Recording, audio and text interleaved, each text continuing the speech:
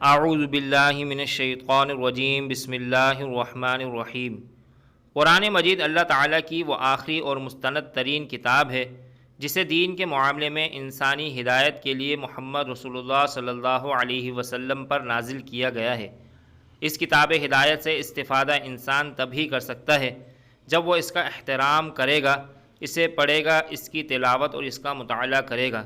حضرت عثمان بن عفان رضی اللہ تعالی عنہ سے روایت ہے کہ رسول اللہ صلی اللہ علیہ وسلم نے فرمایا، تم میں سے بہتر وہ شخص ہے جو قرآن سیکھے اور اسے سکھلائے۔ حضرت عمر بن خطاب رضی اللہ تعالی عنہ سے روایت ہے کہ نبی کریم صلی اللہ علیہ وسلم نے فرمایا، اللہ تعالیٰ اس کتاب یعنی قرآن مجید کی وجہ سے بہت سے لوگوں کو سرفراز فرمائے گا اور اسی کی وجہ سے دوسروں کو ذلیل کرے گا۔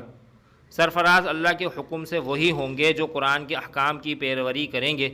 ابتدائی چند صدیوں میں مسلمان جب ہر جگہ قرآن کے حامل و عامل تھے، اس پر عمل کی برکت سے وہ دین و دنیا کی سعادتوں سے بہرہ ہو رہے تھے، لیکن مسلمانوں نے جب سے قرآن کے احکام و قوانین پر عمل کرنے کو اپنی زندگی سے خارج کر دیا، تب سے ہی ان پر ذلت و رسوائی کا عذاب مسلط ہے۔ کاش مسلمان دوبارہ قرآن کریم سے اپنا رشتہ جوڑیں اور اس کا احترام کریں تاکہ ان کی عظمت رفتہ بحال ہو سکے۔ جس گھر میں قرآن مقدس موجود ہو تو اس گھر میں بیوی سے ہم بستری کرنا کیسا ہے۔ قرآن پاک آج الحمدللہ ہر گھر میں موجود ہے۔ آپ دیکھنا چاہیں دیکھ سکتے ہیں، در مختار جلد 1 صفحہ نمبر 178 میں موجود ہے، اور اسی طرح فقہی ضوابط جلد نمبر 4 صفحہ نمبر 36 پر موجود ہے۔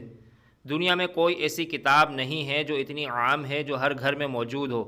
کوئی ایسی کتاب نہیں ہے جس کے بارے میں اللہ تعالیٰ نے حفاظت کرنے کا وعدہ فرمایا ہو۔ اللہ تعالیٰ فرماتے ہیں، میں ہی قرآن مقدس کا محافظ ہوں اور میں ہی حفاظت کرنے والا ہوں۔ دنیا میں کوئی ایسی کتاب نہیں۔ قرآن کریم واحد کتاب ہے جس میں اللہ تعالیٰ نے خود اس کی حفاظت کا وعدہ کیا ہے۔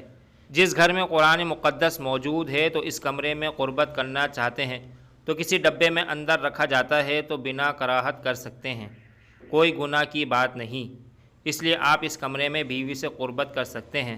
بہتر یہ ہے کہ قرآن پاک اگر کھلا پڑا ہے تو کسی ڈبے یا جزدان میں رکھ دیں۔ واللہ اعلم۔ مزید اسلامی اور معلوماتی ویڈیوز حاصل کرنے